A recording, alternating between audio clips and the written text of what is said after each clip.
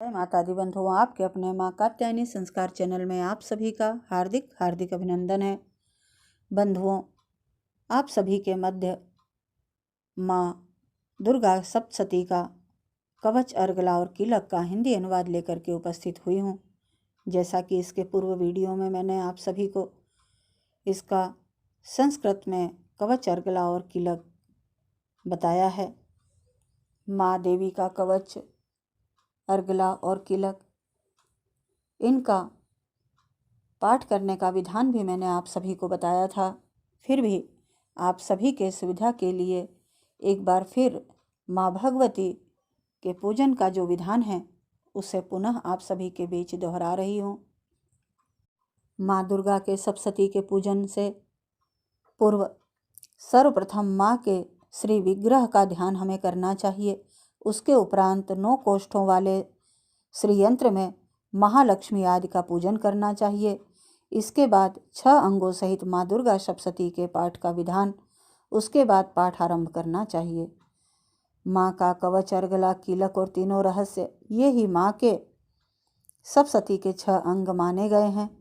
माँ सप्तशती के पाठ आरंभ करने से पूर्व कवच, अर्गला एवं कीलक का पाठ करने का विधान है। जिस प्रकार सब मंत्रों में सबसे पहले बीज, फिर अर्गला को शक्ति तथा कीलक को कीलक की संज्ञा दी गई है, उसी प्रकार माँ सप्तशती का कवच रूप बीज का माना जाता है, फिर अर्गला रूप शक्ति का तथा अंत में कीलक रूप कीलक का पाठ होता है। अब हम माँ भगवती का कवच आरंभ करते हैं। ओम ह्रीं दुं दुर्गाय नमः। अम्बे मात की जय। नौ दुर्गा महारानी की जय। सांचे दरबार की जय। ओम गंगणपते नमः। श्री देवी कवच। माँ चंडिका देवी को नमस्कार है। मार्कंडेय जी ने कहा, पितामह, जो इस संसार में परम गोपनीय तथा मनुष्यों की सब प्रकार से रक्षा करने वाला है और जो अब तक आपने दूसरे किसी के सामने प्रकट नहीं किया हो, ऐसा कोई साधन मुझे बतलाइए। ब्रह्मा जी बोले, ब्रह्मन, ऐसा साधन तो एक देवी का कवच ही है, जो गोपनीय से भी परम गोपनीय, पवित्र तथा संपूर्ण प्राणियों का उपकार करने वाला है। महामुने, उसे श्रवण करो। देवी की 9 मूर्तियां हैं, जिन्हें 9 दुर्गा कहते हैं। उनमें पृथक पृथक नाम बतलाए गए हैं।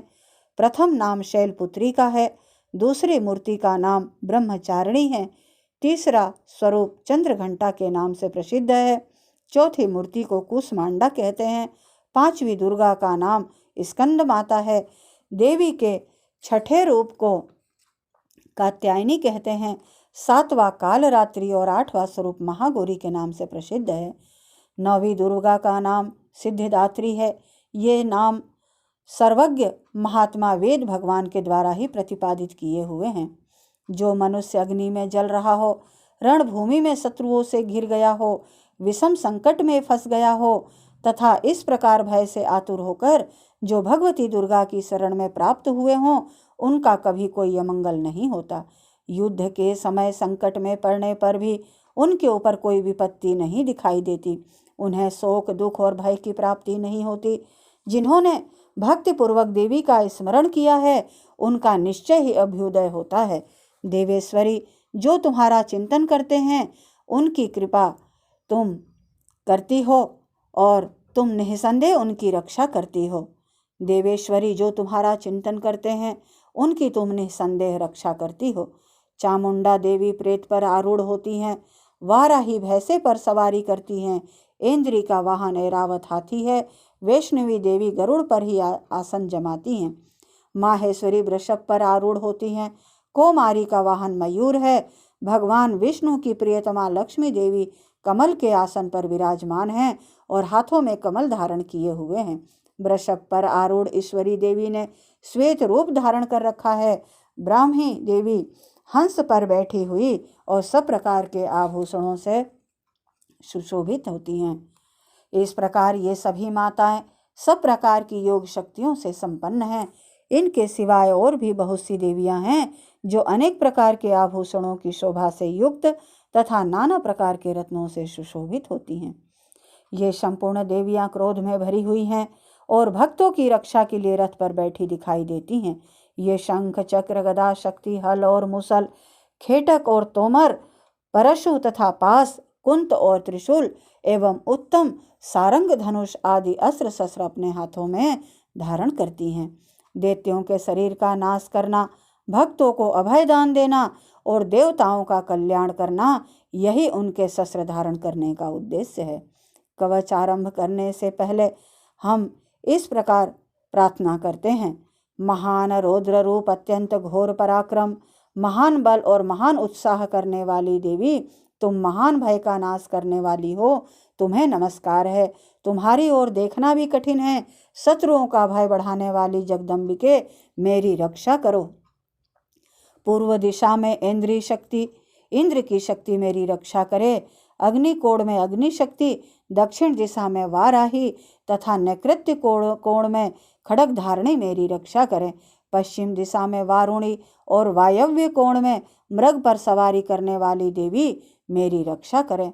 उत्तर दिशा में कौमारी और ईशान कोण में शूल धारणी देवी रक्षा करें। ब्रह्माणी, तुम ऊपर की ओर से मेरी रक्षा करो और वैष्णवी देवी मेरी नीचे की ओर से रक्षा करें। इस प्रकार शव को अपना वाहन बनाने वाली चामुंडा देवी दसों दिशाओं में मेरी रक्षा करें। जया आगे से और विजया पीछे से मेरी रक्षा करें। वाम भाग में अजिता और दक्षिण भाग में अपराजिता रक्षा करे। उद्योतनी शिखा की रक्षा करे। उमा मेरे मस्तक पर विराजमान होकर रक्षा करे। ललाट में मालाधारी रक्षा करें और यशस्वी देवी मेरी भौहों का संरक्षण करे। भौहों के मध्य भाग में त्रिनेत्रा और नथनों की यम घंटा देवी रक्षा करें। दोनों नेत्रों के मध्य भाग में शंखनी और कानों में द्वारवासिनी रक्षा करे। कालिका देवी कपोलों की तथा भगवती शांकरी कानों के मूल भाग की रक्षा करे। नासिका में सुगंधा और ऊपर के होठ में चर्चिका देवी रक्षा करे। नीचे की होठ में अमृत कला तथा जिह्वा में सरस्वती देवी रक्षा करें। कौमारी दांतों की और चंडिका कंठ प्रदेश की रक्षा करे। चित्रा गले की, घंटी की और महामाया तालु में रहकर रक्षा करे। कामाक्षी ढोढ़ी और सर्वमंगला मेरी वाणी की रक्षा करे। भद्रकाली ग्रीवा में और धनुर्धारी पृष्ठवंश मेरुदंड में रहकर रक्षा करे। कंठ के बाहरी भाग में नीलग्रीवा और कंठ की नली में नलकुबरी रक्षा करे। दोनों कंधों में खड्गनी और मेरी दोनों भुजाओं की वज्रधारणी रक्षा करे। दोनों हाथों में दंडनी और उंगलियों में अंबिका रक्षा करे। शूलेश्वरी नखों की रक्षा करे। कुलेश्वरी कुक्षी पेट में रहकर रक्षा करे। महादेवी दोनों स्तनों की और शोक विनाशिनी देवी मन की रक्षा करे। ललिता देवी हृदय में और शूल धारणी उदर में रहकर रक्षा करे। नाभि में कामिनी और गुह्य भाग में गुहेश्वरी रक्षा करे। पुतना और कामिका लिंग की और महिषवाहिनी गुदा की रक्षा करे। भगवती कटी भाग में और विंध्यवासिनी घुटनों की रक्षा करे। संपूर्ण कामनाओं को देने वाली महाबला देवी दोनों पिंडलियों की रक्षा करें। नारसिंही दोनों घुटनों की और तेजसी देवी दोनों चरणों के पृष्ठ भाग की रक्षा करे। श्रीदेवी पैरों की उंगलियों में और तलवासिनी पैरों के तालुओं में रहकर रक्षा करे। अपनी दाढ़ के कारण भयंकर दिखाई देने वाली दृष्टा कराली देवी नखों की और उद्भर केशनी देवी केशों की रक्षा करे। रोमवलियों के छिद्रों में कौबेरी तथा त्वचा की वागेश्वरी देवी रक्षा करे। पार्वती देवी रक्त, मज्जा, वसा, मांस, हड्डी और मेद की रक्षा करे। आंतों की कालरात्रि और पित्त की मुक्तेश्वरी रक्षा करे। मूलाधारी आदि कमल कोशों में पद्मावती देवी और कफ में चूड़ामणि देवी स्थित होकर रक्षा करें। नख के तेज की ज्वालामुखी रक्षा करें। जिसका किसी भी अस्त्र से भेदन नहीं हो सकता, वह अभेदा देवी शरीर की समस्त संधियों में रहकर रक्षा करें। ब्रह्माणी, आप मेरे वीर्य की रक्षा करें। छत्तेश्वरी छाया की तथा धर्म धारणी मेरे अहंकार, मन और बुद्धि की रक्षा करें। हाथ में वज्र धारण करने वाली वज्रहस्ता देवी मेरे प्राण, अपान, व्यान, उदान और समान वायु की रक्षा करे। कल्याण से शोभित होने वाली भगवती कल्याण शोभना मेरे प्राण की रक्षा करे। रस, रूप, गंध, शब्द और स्पर्श इन विषयों का अनुभव करते समय योगिनी देवी रक्षा करें तथा सत्व गुण, रजोगुण और तमोगुण की रक्षा सदा नारायणी देवी करें। वाराही आयु की रक्षा करें, वैष्णवी धर्म की रक्षा करें तथा चक्रिणी चक्र धारण करने वाली देवी यश, कीर्ति, लक्ष्मी, धन तथा विद्या की रक्षा करें। इंद्राणी आप मेरे गोत्र की रक्षा करें।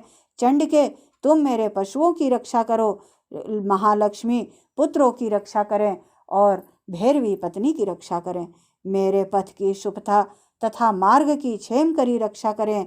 राजा के दरबार में महालक्ष्मी रक्षा करें तथा सब ओर से व्याप्त रहने वाली विजया देवी संपूर्ण भयों से मेरी रक्षा करें।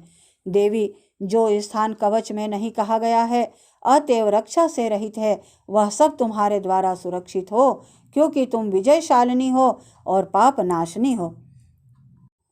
यदि अपने शरीर का भला चाहे तो मनुष्य बिना कवच के कहीं एक पग भी न जाए। कवच का पाठ करके ही यात्रा करें। कवच के द्वारा सब ओर से सुरक्षित मनुष्य जहाँ जहाँ भी जाता है वहाँ वहाँ उसे धन लाभ होता है तथा संपूर्ण कामनाओं की सिद्धि करने वाली विजय प्राप्त होती है। वह जिस जिस अभिष्ट वस्तु का चिंतन करता है उसको निश्चय ही प्राप्त कर लेता है।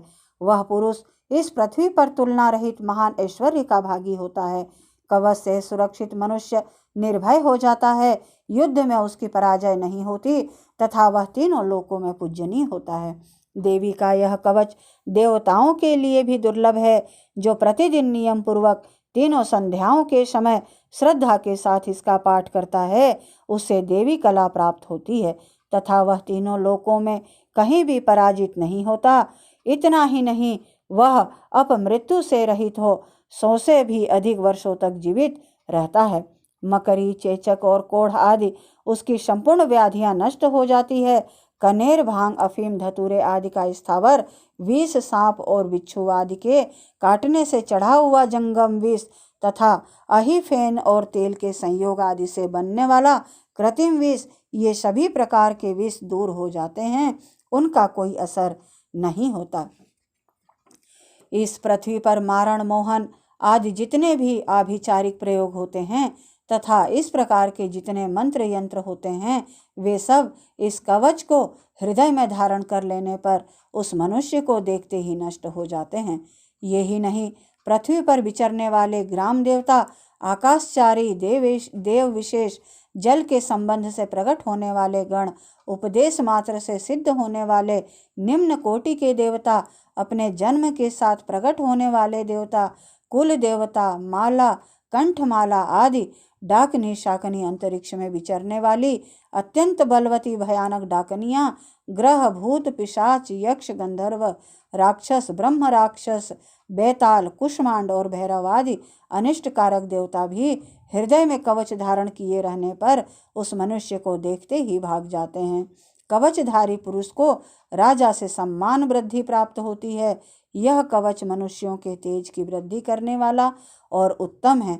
कवच का पाठ करने वाला पुरुष अपनी कीर्ति से विभूषित भूतल पर अपने सुयश के साथ साथ वृद्धि को प्राप्त होता है। जो पहले कवच का पाठ करके उसके बाद चंडी, सप्तशती चंडी का पाठ करता है, उसकी जब तक वन, पर्वत और काननों सहित यह पृथ्वी टिकी रहती है तब तक यहाँ पुत्र पौत्र आदि संतान परंपरा बनी रहती है। फिर देह का अंत होने पर वह पुरुष भगवती माया के प्रसाद से उस नित्य परम पद को प्राप्त होता है जो देवताओं के लिए भी दुर्लभ है। वह सुंदर दिव्य रूप धारण करता है और कल्याणमय शिव के साथ आनंद का भागी होता है। श्री देवी कवचम संपूर्णम। जय माता दी बंधुओं। यहाँ माँ देवी का कवच पूर्ण हुआ। अथ अर्गलाय स्त्रोत्रम। अब अर्गलाय स्त्रोत्र। ओम चंडिका देवी को नमस्कार है। मार्कंडेय जी कहते हैं, जयंती मंगला काली भद्रकाली कपालिनी दुर्गा क्षमा शिवा धात्री स्वाहा और स्वधा, इन नामों से प्रसिद्ध जगदम्बिके तुम्हें मेरा नमस्कार हो। देवी चामुंडे तुम्हारी जय हो। संपूर्ण प्राणियों की पीड़ा हरने वाली देवी तुम्हारी जय हो। सब में व्याप्त रहने वाली देवी तुम्हारी जय हो। काल रात्रि तुम्हें नमस्कार हो। मधु और केटभ को मारने वाली तथा ब्रह्मा को वरदान देने वाली देवी तुम्हें नमस्कार है। तुम मुझे रूप आत्म स्वरूप का ज्ञान दो, जय मोह पर विजय दो और यश मोह विजय तथा ज्ञान प्राप्ति रूप यश दो और काम क्रोध आदि शत्रुओं का नाश करो। महिषासुर का नाश करने वाली देवी तथा भक्तों को सुख देने वाली देवी तुम्हें नमस्कार है। तुम मुझे रूप दो, जय दो, यश दो और काम क्रोध आदि शत्रुओं का नाश करो। रक्त बीज का वध और चंड मुंड का विनाश करने वाली देवी तुम रूप दो, जय दो, यश दो, काम क्रोध आदि शत्रुओं का नाश करो। शुंभ और निशुंभ तथा धूम्र लोचन का मर्दन करने वाली देवी तुम रूप दो, जय दो, यश दो और काम क्रोध आदि शत्रुओं का नाश करो। सबके द्वारा वंदित युगल चरणों वाली तथा संपूर्ण सौभाग्य प्रदान करने वाली देवी तुम रूप दो, जय दो, यश दो और काम क्रोध आदि शत्रुओं का नाश करो। देवी तुम्हारे रूप और चरित्र अचिंत्य हैं। तुम समस्त शत्रुओं का नाश करने वाली हो। रूप दो, जय दो, यश दो और काम क्रोध आदि शत्रुओं का नाश करो। पापों को दूर करने वाली हे चंडिके, जो भक्ति पूर्वक तुम्हारे चरणों में सदा मस्तक झुकाते हैं, उन्हें रूप दो, जय दो, यश दो और उनके काम क्रोध आदि शत्रुओं का नाश करो। रोगों का नाश करने वाली हे चंडिके, जो भक्ति पूर्वक तुम्हारी स्तुति करते हैं, उन्हें रूप दो, जय दो, यश दो और उनके काम क्रोध आदि शत्रुओं का नाश करो। चंडिके, इस संसार में जो भक्ति पूर्वक तुम्हारी पूजा करते हैं, उन्हें रूप दो, जय दो, यश दो और उनके काम क्रोध आदि शत्रुओं का नाश करो।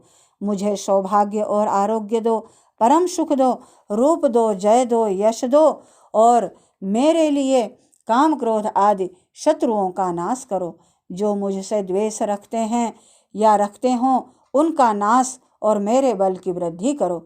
रूप दो, जय दो, यश दो और मेरे काम क्रोध आदि शत्रुओं का नाश करो। हे देवी, मेरा कल्याण करो, मुझे उत्तम संपत्ति प्रदान करो। रूप दो, जय दो, यश दो और काम क्रोध आदि शत्रुओं का नाश करो। अंबिके, देवता और असुर दोनों ही अपने माथे के मुकुट की मड़ियों को तुम्हारे चरणों पर घिसते रहते हैं। तुम रूप दो, जय दो, यश दो और काम क्रोध आदि शत्रुओं का नाश करो। तुम अपने भक्तजन को विद्वान, यशस्वी और लक्ष्मीवान बनाओ। तुम रूप दो, जय दो, यश दो और उसके काम क्रोध आदि शत्रुओं का नाश करो। प्रचंड दैत्यों के दर्प का दलन करने वाली चंडिके, मुझ शरणागत को रूप दो, जय दो, यश दो और मेरे काम क्रोध आदि शत्रुओं का नाश करो। चतुर्मुख ब्रह्मा जी के द्वारा प्रशंसित चार भुजा धारणी परमेश्वरी, तुम रूप दो, जय दो, यश दो और काम क्रोध आदि शत्रुओं का नाश करो। हे देवी अंबिके, भगवान विष्णु नित्य निरंतर भक्ति पूर्वक तुम्हारी स्तुति करते रहते हैं। तुम रूप दो, जय दो, यश दो और काम क्रोध आदि शत्रुओं का नाश करो। हिमांचल की कन्या पार्वती के पति महादेव जी के द्वारा प्रशंसित होने वाली पार्वती परमेश्वरी, तुम रूप दो, जय दो, यश दो और काम क्रोध आदि शत्रुओं का नाश करो। सचीपति इंद्र के द्वारा सद्भाव से पूजित होने वाली परमेश्वरी, तुम रूप दो, जय दो, यश दो और काम क्रोध आदि शत्रुओं का नाश करो। प्रचंड भुज दंडों वाले दैत्यों का घमंड चूर करने वाली देवी, तुम रूप दो, जय दो, यश दो और काम क्रोध आदि शत्रुओं का नाश करो। देवी अंबिके, तुम अपने भक्तजनों को सदा असीम आनंद प्रदान करती रहती हो। मुझे रूप दो, जय दो, यश दो और मेरे काम क्रोध आदि शत्रुओं का नाश करो। मन की इच्छा के अनुसार चलने वाली मनोहर पत्नी प्रदान करो, जो दुर्गम संसार सागर से तारने वाली तथा उत्तम कुल में उत्पन्न हुई हो। जो मनुष्य इस स्तोत्र का पाठ करके सप्तशती रूपी महास्तोत्र का पाठ करता है, वह सप्तशती की जप संख्या से मिलने वाले श्रेष्ठ फल को प्राप्त होता है।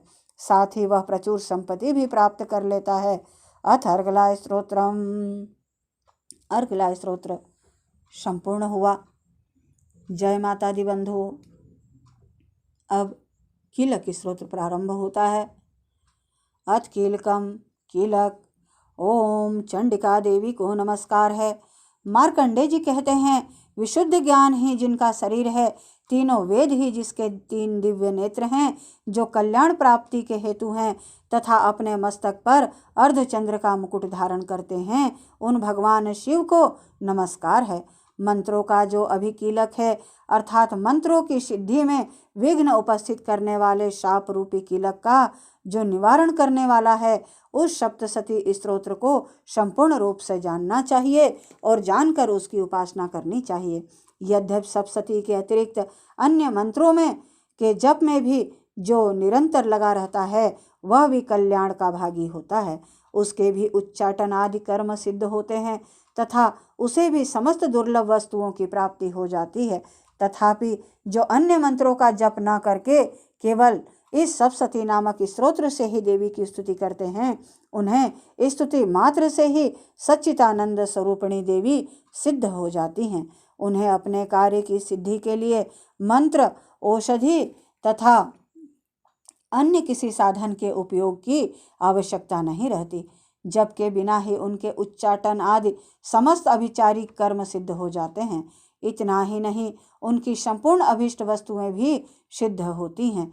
लोगों के मन में यह शंका थी कि जब केवल सप्तशती की उपासना से अथवा सप्तशती को छोड़कर अन्य मंत्रों की उपासना से भी समान रूप से सब कार्य सिद्ध होते हैं, तब इनमें श्रेष्ठ साधन कौन सा है। लोगों की इस शंका को सामने रखकर भगवान शंकर ने अपने पास आए हुए जिज्ञासुओं को समझाया कि यह सप्तशती नामक स्तोत्र संपूर्ण स्तोत्र ही सर्वश्रेष्ठ एवं कल्याणमय है। तदंतर भगवती चंडिका के सप्तशती नामक स्तोत्र को महादेव जी ने गुप्त कर दिया। सप्तशती के पाठ से जो पुण्य प्राप्त होता है, उसकी कभी समाप्ति नहीं होती, किंतु अन्य मंत्रों के जप जन्य पुण्य की समाप्ति हो जाती है। अतः भगवान शिव ने अन्य मंत्रों की अपेक्षा जो सप्तशती ही श्रेष्ठता का निर्णय किया, उसे यथार्थ ही जानना चाहिए। अन्य मंत्रों का जप करने वाला पुरुष भी यदि सप्तशती के स्तोत्र और जप का अनुष्ठान कर ले, तो वह भी पूर्ण रूप से ही कल्याण का भागी होता है। इसमें तनिक भी संदेह नहीं है। जो साधक कृष्ण पक्ष की चतुर्दशी अथवा अष्टमी को एकाग्रचित होकर भगवती की सेवा में अपना सर्वस्व समर्पित कर देता है और फिर उसे प्रसाद रूप से ग्रहण करता है, उसी पर माँ भगवती प्रसन्न होती हैं, अन्यथा उनकी प्रसन्नता नहीं प्राप्त होती। इस प्रकार सिद्धि के प्रतिबंध रूप कीलक के द्वारा महादेव जी ने इस स्तोत्र को कीलित कर रखा है। जो पूर्वोक्त रीति से निष्कीलन करके इस सप्तशती स्तोत्र का प्रतिदिन स्पष्ट उच्चारण पूर्वक पाठ करता है, वह मनुष्य सिद्ध हो जाता है, वही देवी का पार्षद होता है और वही गंधर्व भी होता है। सर्वत्र विचरते रहने पर भी इस संसार में उसे कहीं भी भय नहीं होता। वह अपमृत्यु के वश में नहीं पड़ता तथा देह त्यागने के अनंतर मोक्ष प्राप्त कर लेता है। अतः कीलन को जानकर उसका परिहार करके ही सप्तशती का पाठ आरंभ करना चाहिए। जो ऐसा नहीं करता, उसका नाश हो जाता है। इसलिए कीलक और निष्कीलन का ज्ञान प्राप्त करने पर ही यह स्तोत्र निर्दोष होता है और विद्वान पुरुष इस निर्दोष स्तोत्र का ही पाठ आरंभ करते हैं। स्त्रियों में जो कुछ भी सौभाग्य आदि दृष्टि गोचर होता है, वह सब देवी के प्रसाद का ही फल है। अतः इस कल्याणमय स्तोत्र का सदा जप करना चाहिए। इस स्तोत्र का मंद स्वर से पाठ करने पर स्वल्प फल की प्राप्ति होती है तथा उच्च स्वर से पाठ करने पर पूर्ण फल की सिद्धि होती है।